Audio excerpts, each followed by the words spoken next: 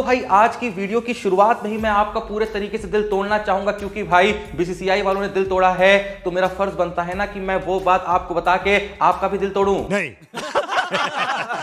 अब देखो, जैसा कि तुमको पता ही है कि कुछ वक्त पहले चैंपियंस ट्रॉफी 2025 के लिए इंडिया का स्क्वाड सामने आया था और इस स्क्वाड के अंदर जसप्रीत बुमराह का भी नाम शामिल था। ये squad same to same India versus England ODI series में भी जाना था। एक छोटा सा अंतर था कि बुमराह जो थे वो सिर्फ तीसरे ओडीआई मैच का हिस्सा होने वाले थे। पहले दो ओडीआई मैच के लिए हर्षित राणा बुमराह के रिप्लेसमेंट के तौर पे स्क्वाड में शामिल करे गए थे, लेकिन कल के दिन खबर सामने आती है कि जसप्रीत बुमराह पूरी ओडीआई सीरीज में नहीं दिखेंगे। जी हां, वो ओडीआई सीरीज से रूल आउट कर दिए गए हैं और साथ में यह खबर भी सामने आई है कि जसप्रीत बुमराह चैंपियंस ट्रॉफी 2025 भी नहीं खेल सकते हैं। देखो, जब रोहित शर्मा और अजीत अगरकर ने प्रेस कॉन्फ्रेंस करी थी चैंपियंस ट्रॉफी 2025 का स्क्वाड अनाउंस करने के लिए, उस वक्त पे अजीत अगरकर ने बुमराह की इंजरी पे अपडेट देते हुए कहा था कि अभी बुमराह को रेस्ट बताया गया है, जब तक तीसरा ओडीआई मैच होगा तब तक उम्मीद है कि बुमराह फिट हो जाएंगे।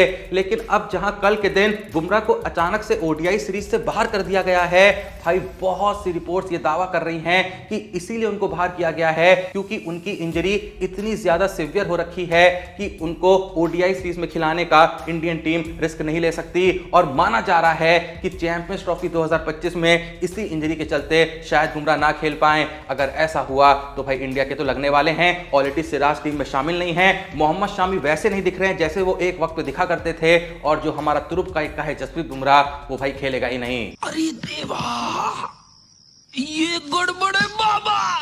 उम्मीद करते हैं कि भाई ये पनौती इंडियन टीम को ना लगे और चैंपियंस ट्रॉफी 2025 से पहले बुमराह जो है पूरे तरीके से फिट हो जाएं। भले ही ओडीआई सीरीज में ना खेलें, लेकिन कम से कम चैंपियंस ट्रॉफी 2025 में तो बिल्कुल खेल ले। मैं तो कह रहा हूं भाई, बंदा आधा भी फिट होना तो भी लेके चले जाना। बात तो सही है। यहां पर मैं ये भी बता दूं कि कल के दिन वरुण चक्रवर्ती को India versus England ODI series के लिए इंडिया के स्क्वाड में शामिल कर लिया गया है, और ऐसा इसलिए करा गया है क्योंकि माना जा रहा है कि अगर बुमराह किसी वजह से चैंपियंस ट्रॉफी 2025 में नहीं जा पाते हैं तो वरुण चक्रवर्ती उनको रिप्लेस करेंगे। जी हां, मोहम्मद सिराज टीम में नहीं आएंगे, एक पेसर को एक स्पिनर यहां पर रिप्लेस करेगा।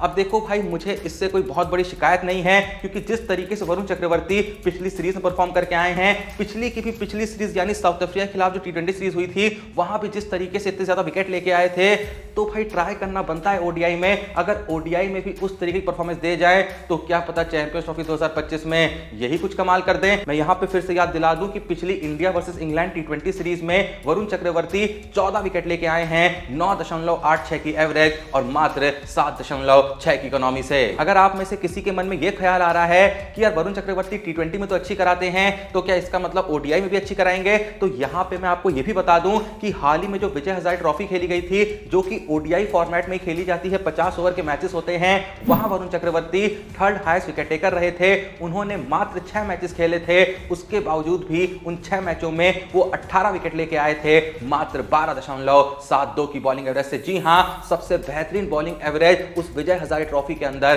किसी और की नहीं, वरुण चक्रवर्ती की रही थी। इसीलिए उनको यहां पे प्रेफर करा गया है।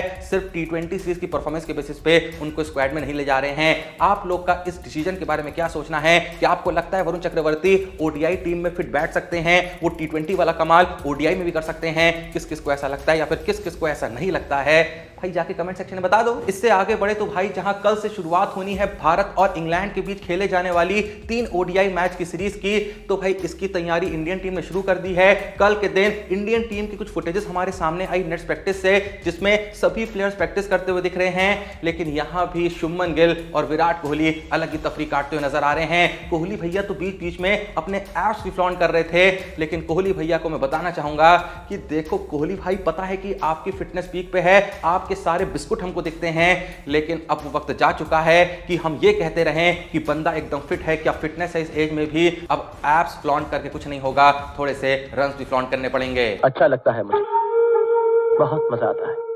लेकिन भाई चिंता नहीं करने का, अपने को पूरा भरोसा है कोहली भैया पे। कोहली भैया चैंपियंस ट्रॉफी में 100% बवाल मचाएंगे, और ऐसा बवाल मचाएंगे कि एक बार फिर से इंडिया को चैंपियंस ट्रॉफी 2025 का विजेता बनाएंगे। जहां चैंपियंस ट्रॉफी 2025 की बात चली रही है, तो मैं बताना चाहूंगा कि भाई कल के दिन रवि शास्त्री और रिकी पॉन्टिंग ने चैंपियंस ट्रॉफी के फाइनलिस्ट की यहां प्रेडिक्शन करी, और दोनों का ही मानना है कि चैंपियंस ट्रॉफी 2025 का जो फाइनल खेला जाएगा वो इंडिया और ऑस्ट्रेलिया के बीच खेला जाएगा। आप लोगों के हिसाब से इस फाइनल में में कौन सी दो टीमें देखने को मिलेंगी? जो भी दो नाम आपके मन में आ रहे हैं कमेंट सेक्शन में बता दीजिए। इससे आगे बढ़े तो भाई हाल ही में बीसीसीआई के द्वारा जो अवार्ड शो रखा गया था जिसका नाम था नमन अवार्ड, जहां पे साल 2024 में अलग अलग प्लेयरों के द्वारा दिए गए कंट्रीब्यूशन के लिए उनको सम्मानित करा गया था। तो इसी अवार्ड शो से कल के दिन शुभमन गिल, अभिषेक शर्मा और यशस्वी जायसवाल की एक फोटो काफी ज्यादा वायरल हो रही थी। वायरल होने का रीजन ये था कि अगर तुम ध्यान से देखो इस फोटो में तीनों ही जो प्लेयर्स हैं वो अपनी उंगलियों का इस्तेमाल करके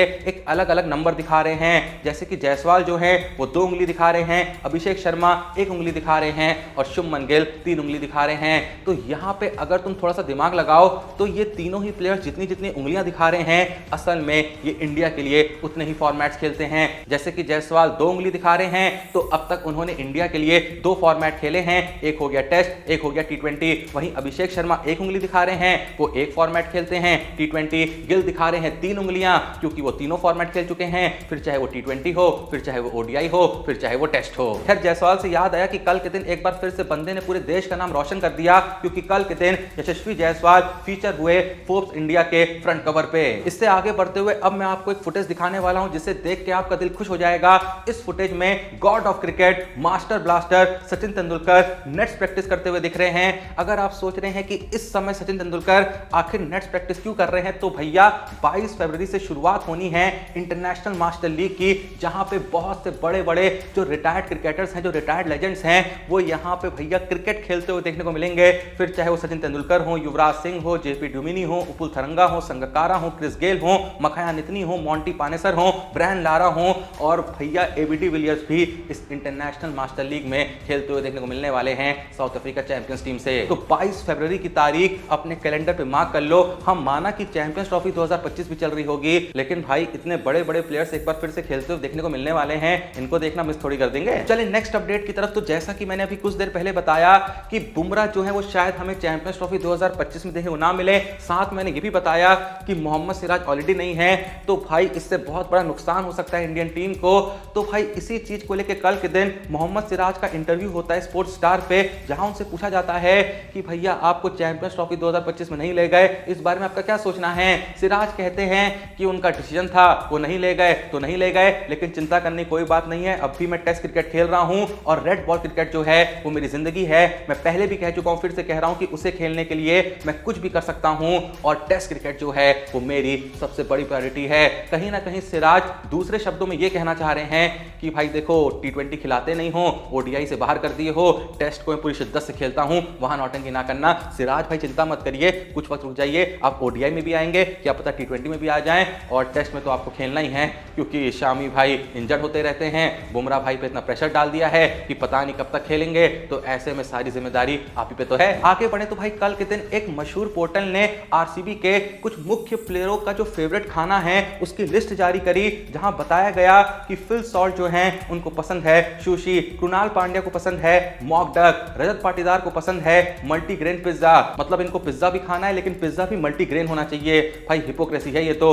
आगे बढ़े तो भाई भुवनेश्वर कुमार का जो यहाँ पे फेवरेट फूड है वो है कड़ी चावल। भूवी भाई सच्चे देसी हो तुम। आगे बढ़े तो भैया विराट कोहली का जो फेवरेट फूड है वो तो सबको पता है, छोले भटूरे। खैर जहां विराट कोहली का जिक्र हुआ ही है तो भाई इंडियन वुमेन्स क्रिकेट टीम की जो विराट कोहली है यानी स्मृति मंधाना, वो कल एक इंटरव्यू देने पहुंची थी RCB की तरफ से, जहां उनसे पूछा गया कि जिस तरीके से अब WPL होने लगी यानी वुमेन्स प्रीमियर लीग होने लगी है, तो क्या आपको लगता है कि इससे वुमेन्स क्रिकेट थोड़ा ऊपर जाएगा। तो इस सवाल का जवाब देते हुए स्मृति मंधाना थोड़ी सी भड़क जाती हैं और वो कहती हैं कि देखिए हमने कभी भी इक्वल स्टफ की मांग नहीं करी थी, हम कभी भी ये नहीं कहते हैं कि मेंस क्रिकेट में उनको जो जो दिया जाता है, जो जो फैसिलिटीज दी जाती हैं, जो जो सामान दिया जाता है वो सब कुछ हमको भी दो। हम बस ये कहते हैं कि जितनी रिस्पेक्ट मेंस क्रिकेट को मिलती है उतनी ही रिस्पेक्ट हमें मिलनी चाहिए। आप लोग का स्मृति मंधाना के इस बयान के बारे में क्या कहना है कमेंट सेक्शन में आप बता सकते हैं। अब चले भाई अगली अपडेट की तरफ। तो कल के दिन सुरेश रैना, जी हां, चिन्ना थाला ने सभी CSK फैंस का दिल तोड़ दिया क्योंकि कल के दिन जब उनसे पूछा गया कि आपके हिसाब से IPL 2025 2025 की सबसे मजबूत टीम कौन सी है, तो ना ही उन्होंने सीएसके का नाम लिया, ना ही उन्होंने आरसीबी का नाम लिया। अब देखो आरसीबी का नाम मैंने यूं ही बता दिया है कि अगर आपके मन में आ रहा हो कि भाई सीएसके नहीं आरसीबी बोल दिया होगा, तो आरसीबी नहीं बोला है, और अपना जो घर था सीएसके उसका नाम भी उन्होंने नहीं लिया। उनके हिसाब से आईपीएल 2025 की जो सबसे मजबूत टीम है वो है मुंबई इंडियंस। और मैं भी भाई यहां पे सुरेश रैना के इस स्टेटमेंट से बिल्कुल भी डिसएग्री नहीं करूंगा, क्योंकि सच में मुंबई की टीम खतरनाक तो है भाई। मेगा ऑक्शन में उन्होंने क्या किया क्या नहीं किया घंटा फर्क नहीं पड़ता, लेकिन ऑलरेडी भाई जो उन्होंने प्लेयर्स रिटेन करे थे, फिर चाहे वो रोहित शर्मा हो, फिर चाहे वो सूर्य कुमार यादव हो, फिर चाहे वो हार्दिक पांड्या हो, फिर चाहे वो जसप्रीत बुमराह हो, या फिर चाहे वो तिलक वर्मा हो, जो बंदा इतने खतरनाक फॉर्म में चल रहा है फिलहाल। अब नजर डालें आज की लास्ट अपडेट पे, तो कल के दिन जब राज शमानी पॉडकास्ट पे पहुंचे संजीव गोयनका और उनसे पूछा गया कि अभी अगर आपको मौका मिले कि आप आईपीएल की किसी भी टीम से 3 प्लेयरों को बोरो कर सकते हैं, तो आखिर आप किन 3 प्लेयरों को बोरो करना चाहेंगे। संजीव गोयनका इस सवाल का जवाब देते हुए जिन प्लेयरों का नाम लेते हैं वो है जसप्रीत बुमराह, युजवेंद्र चहल, और तीसरे प्लेयर की जगह इन्होंने 2 नाम लिए हैं, या तो यशस्वी जायसवाल मिल जाए या फिर रियान पराग मिल जाए। यानी संजीव गोयनका को ना ही कोहली चाहिए, ना ही रोहित चाहिए, और ना ही धोनी चाहिए, इनको चाहिए बुमराह, चहल, जायसवाल या फिर रियान पराग। आप लोग को अगर यही मौका मिले तो आखिर आप किन 3 प्लेयरों को अपनी टीम में रखना चाहेंगे। सभी स्क्वाड में जितने प्लेयर्स हैं उनमें से बताना है, अपने ऑप्शंस कमेंट सेक्शन में बता दीजिए। और जहां सुरेश रैना के हिसाब से आईपीएल 2025 की सबसे मजबूत टीम मुंबई इंडियंस है, आपके हिसाब से वो कौन सी टीम है जो आईपीएल 2025 में सबसे तगड़ा स्क्वाड लेके जाने वाली है? अपनी टीम का नाम कमेंट सेक्शन में मेंशन कर दो। बाकी वीडियो को लाइक कर दो, चैनल को सब्सक्राइब कर दो। मिलते हैं नेक्स्ट वीडियो में, तब तक के लिए जय हिंद, धन्यवाद।